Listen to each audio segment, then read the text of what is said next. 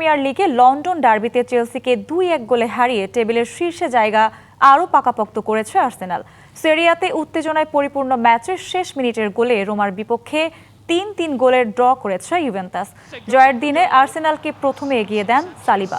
সাকার কর্নার থেকে হেডারে গোল করেন ম্যাচের 21 মিনিটে। যদিও প্রথমার্ধে শেষ মিনিটে আত্মঘাতী গোলে পিছিয়ে পড়ে গানাররা, 1-1 ব্যবধানে শেষ হয় প্রথমার্ধ। দ্বিতীয়ার্ধের 66 মিনিটে জয়সূচক গোল করেন জার্লিন টিম্বার।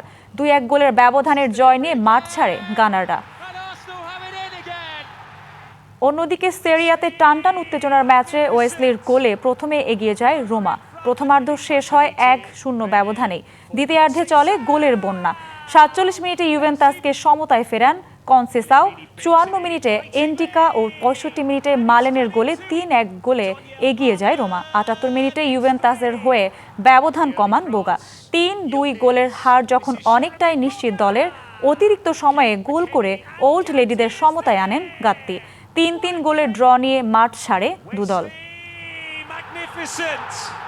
এবার নগদে পাচ্ছেন হেলিকপ্টার অফার, তাই কেনাকাটার পেমেন্ট নগদে করুন আর বুঝে নিন 2000 টাকারও বেশি ক্যাশব্যাক সহ হেলিকপ্টার রাইড। পেমেন্ট শুরু করুন আজই।